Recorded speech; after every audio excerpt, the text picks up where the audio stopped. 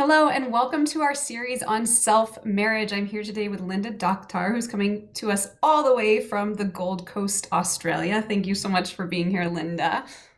Thank you so much for having me. I'm excited to have this chat with you. Absolutely. I'm excited to see where we go in here because we definitely gave the disclaimer before this recording started that we were just going to go with the flow and totally off script. So who knows what's going to happen in the next 20 minutes. I'm open to anything and everything. And I know it'll always be perfect wherever it needs to go. So, yeah. Yes, I love that. So, when I first asked you about self-marriage, you said people were definitely not ready for it back then. This was back February 14th, 2017. What did you mean by that? Well, I had goosebumps go through my body just then because it Ugh. literally took me back to that time. Hmm. And I say at the time I didn't know people weren't ready for it, but the what I experienced afterwards was just a representation of the belief systems that people have. And I guess it wasn't a common thing that people were doing back then 4.5 years ago. And I didn't really announce it first. It was just something that I announced on the day. And what I really mean by that is kind of the backlash and the questioning and things that I was receiving from a lot of people afterwards. And there was a lot of confusion and a lot of judgment. So I did receive a lot of projection from people based on their own belief systems about what marriage actually means. Hmm. And of course, the projection comes from our own belief system and our own model of the world and our own experiences, and not understanding why something else would be different. So it was a very, very interesting time, after that ceremony, how viral it went in the media and how many interviews I had, and yeah, a lot of hate and judgment, but also on the flip side, there was a lot of beautiful things that came out of it as well. That was the same for me. A lot of beautiful things and inspiration and a lot of judgment. In the introduction to the book, I try to figure out where the judgment comes from, what belief systems. For instance, maybe people think that it's belittling traditional marriage, whereas really I believe that can make a traditional marriage even stronger because if two people really love themselves, they can come together and form a even more powerful partnership. I'm curious what you think some of those belief systems are that have people feel confronted by self-marriage. Yeah, I think it's just a collective belief system around what marriage actually is, and it should be between a man and a woman, and of course later on either between a woman and a woman or a man and a man. So basically between two people, and but here's the thing: we are whole. We shouldn't be just two halves coming together. And if we can come into the space of wholeness within ourselves, we can just show up in this wholeness in that relationship, into a sacred union, rather than needing something external to validate us, to fulfill ourselves. And I think people are just so used to having an external, or having the perception that we are whole when we come into a relationship, whereas we should already be whole. And that's really what I'm passionate about sharing with others, is that we are a whole, and there's two wholes that integrate into this beautiful sacred union. So yeah, I think it's just a collective programming and belief system that we have around a marriage ceremony between two people. Yeah. Now, what was the catalyst for your self-marriage? For me, it really was about coming home to myself. And if I just backtrack into the projection that I got, people thought that, there was a lot of misunderstanding and misconception that I was going to be single for the rest of my life and never going to have sex again, and turn my back on men. And so that's not actually what it was. So I want to clear that up first. That was not what it was for me. Yeah. And it really was a journey of coming home to myself. I just actually exited a long-term relationship with a partner. It was a very, very hard breakup for me at the time. And I was already committed to the journey of growth and the journey of self-love. And one of my best friends, EJ Love, she actually asked me, she's a sex and relationship coach, and she had just started performing these self-marriage ceremonies for women and men, actually. And she asked me, as we were processing this breakup, going in deeper into the what happened, what was it within me, and the reflection of how it ended and what showed up. She said, or she suggested, would you like to marry yourself? Would you like me to hold a self-marriage ceremony for you on Valentine's Day, which was coming up within 10 days from that moment she asked me. And I thought, yeah, absolutely. So it wasn't actually something that was sparked within me first. It was a suggestion that was made for me. And I sat with it. I'm like, yeah, that feels really, really good in my body. And it feels like it's a deeper devotion to my own self, to my own soul, and coming home to myself and really honoring my own boundaries, honoring my own life, and honoring the human that I am, rather than, once again, people pleasing and operating from this space of distorted, not whole. Mhm. So it was really just me starting a deeper journey of self-love within myself, so that I could show up for myself differently and I could show up for others differently. And of course, how we show up and who we are, that's how the world's going to reflect back to us. So I really just wanted to kind of create the change from within, so I would then later on experience more beautiful and juicy relationships and connections. People Yeah. really come to it in all different ways. And for you, it sounds like it was an invitation. Do you Yeah. know what it was in what you shared about the breakup that inspired her to propose self-marriage? I think because she's a relationship coach, and she's also a big advocate for self-love, just like I am as well. And we both have this deep understanding of how we treat ourselves, and what we believe about ourselves is how the world's going to reflect back to us. And she thought it would be a beautiful, beautiful start to a journey of even deeper devotion within self. And like, we were so on the same page about it. So it just flowed beautifully. So that's why only within a time of 10 days, it's like the thought, the idea, and then the execution, we actually made it happen. So Hmm. yeah, it was very quickly. Yeah. It's interesting. Just like with loving another person, I find that sometimes the most important times are the times when the going gets tough. And I think so often when we go through a breakup or a tough time with ourselves, those negative stories float in. Am I lovable? Will I ever be with someone? Whatever it is for each of us. And I love that you stepped up and married yourself. Did it feel like interrupting those stories at all?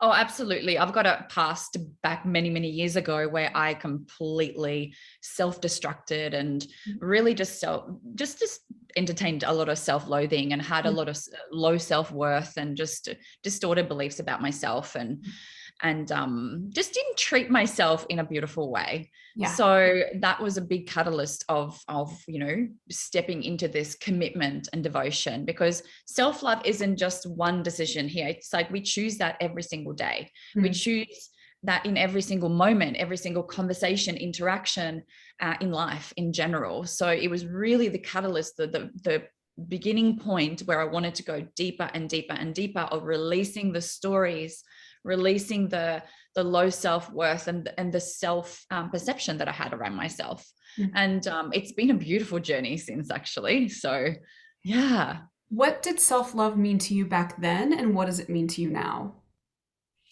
Self-love, before that point, I think I had a bit of more of a superficial belief system around it. And what I mean by that is, take time out for yourself, go and get your nails done, have a bath, all these kinds of things, which are very, very important, absolutely. But what the difference is, what I believe about it now, is that creating really healthy boundaries for ourselves, and saying yes when we want to say yes, and saying no when it doesn't feel good for us. So self-love is an act of, for example, resigning from the people pleaser and always tuning into yourself. Does this feel good in my body? Does this feel good to say yes to this particular catch up or an interaction or an interview or whatever it might be? And it does flow into life, business, relationships, friendships, every interaction that we have. Mm. So it really is a way of living to me now. It's not just hey, I'm going to take time to love myself. It's actually an embodied way of being, Mm. and how we show up for ourselves in each and every moment. Yeah, we're not squeezing it in. It's just who Yeah, we are and how we exactly. show up in the Yeah. world. Yes. Take us back to that day, to that Valentine's Day. You had a gorgeous beach wedding. What was it like? It was whew. Actually, it was very small, so I didn't invite any guests because it was such a personal thing that I did for me. I didn't want to have this whole big princess wedding because that's not really what I was planning anyway. It was just a ceremony for myself. But I remember it. I get a little bit emotional as I think back to that time, because so much shifted from that point. When we make these powerful decisions with ourselves, the trajectory of our life can really shift. So I had a very, very private ceremony by the beach. So my friend EJ was obviously there, and I just had a photographer, which was a mutual friend of both of us. So absolutely no guests. It was just the three of us. And I had a beautiful flowy summer dress, and I can show some pictures later. And we had set up flowers and this beautiful red walkway, a silk satin walkway, and I had flowers, and it wasn't the traditional kind of setup. It was I didn't even have a ring, so I ended up having a necklace instead, just a promise necklace to myself. So yeah, we had a mirror, a handheld mirror, where I then read my vows and looked at myself, and it was beautiful. I was so ready for it. Sometimes when we move through certain painful experiences, and when we go through the healing process, that's actually what it was. It was very healing for myself, because I started to choose myself rather than, grieving something or someone, the attachment to the external to fulfill and validate me. Mm. So I really stepped into that space with complete surrender of this is what I choose. And it feels beautiful. Give us a few more examples of what changed for you that day. It was how I ended up just showing up in each and every day, because obviously the vows are very powerful. And when I wrote them, it's like, this is how I want my entire life to look like. This is what I want my belief system to be, of how I operate and how I function. Mm. So when we create change, I guess it's not just one little decision that we make, but it's the decisions that we make over and over and over again. So I guess the biggest thing that started shifting is me making different decisions that I hadn't previously made. And because of that, then my whole life started shifting. So yeah, it's been a journey of going deeper and deeper and deeper within, and I'm still on the journey, right? So it never ends. And I'm still checking in. Hey, am I really in integrity with my vows, with the way that I want to live? And it's not just about the vows, but how I want to live my life. Am I fully in deep devotion right now? So it really was the catalyst and the starting point of I guess becoming the person I am today, and having this beautiful embodied space of self-love within me. Mm. Because it's not just a self-love ritual that we do every day, it is the embodiment of that. Change is a process, and Yeah. we cannot just marry ourselves and then expect that things change the next day. How do you remember to check in with yourself? It was just a commitment I did, Mm-hmm. that I made in Yeah. the moment. And every day when I notice, because I've always been a very self-aware person, and I was already at that point. I was very deep into doing deep inner work and personal development and this kind of thing. And the self-awareness is number one. If we don't have self-awareness, we can't really look at the pieces and change something. So I just really took the piece of self-awareness with me every single day, and reminded myself to, what's showing up today? How am I feeling today? What's triggering me today? And taking full responsibility of those pieces of how may I have created that? If I notice something that's not ideal, that's reflected from my external reality, then I'm in full responsibility of, hey, I'm a co-creator of that. So I'm going to take responsibility of that and check in with myself. How have I created an experience where I haven't possibly honored myself, and I haven't honored my boundaries? Have I said yes to that something that's not in my highest truth? So I guess I had my vows, I had certain reminders at the start to really prompt me into that deeper self-awareness.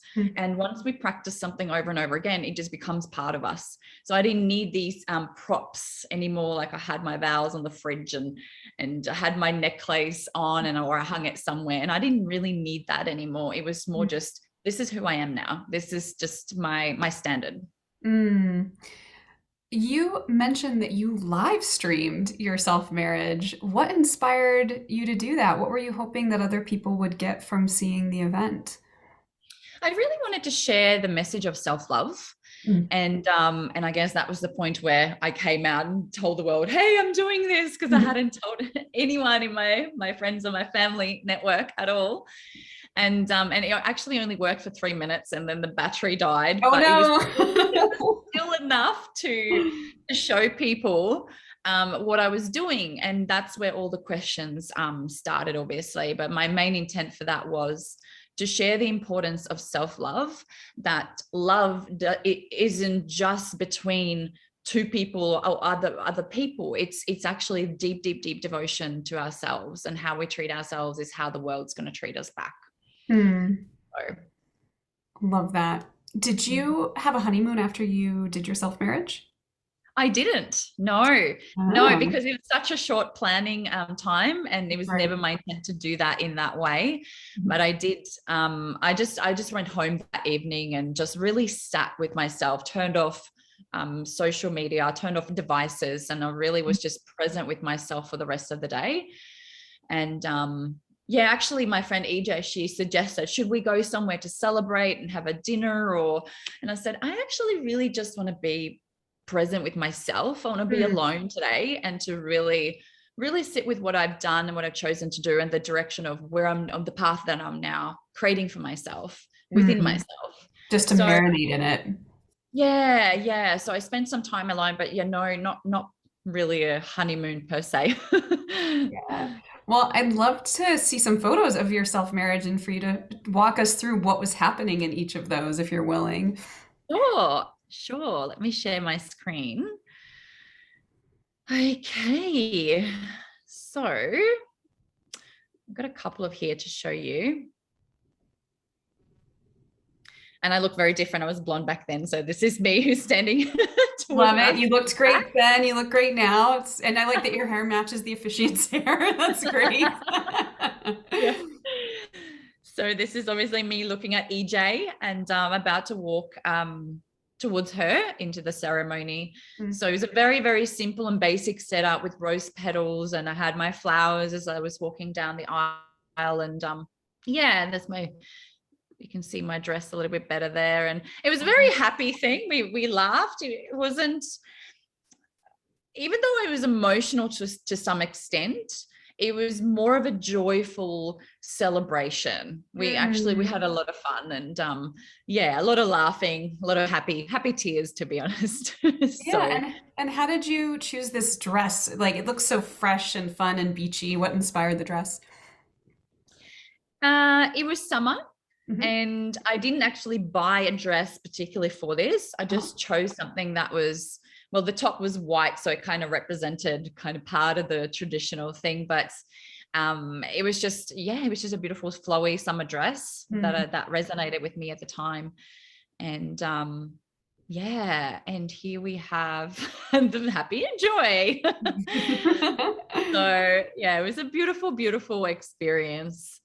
And and then we got a little bit more serious, obviously, going through the vows. And I held up the handheld mirror and looked at myself as I was repeating the vows back. And there's How was another that picture. experience for you, really looking yourself in the eyes and making promises to yourself? It's actually a different experience when we look deeply within ourselves. And I think this was really the first time I looked deep into my own soul Mm. properly, because I mean, we see ourselves in the mirror every single day, and it's kind of like this, we're there but we're not there for it, to the depth of where we can actually go with ourselves.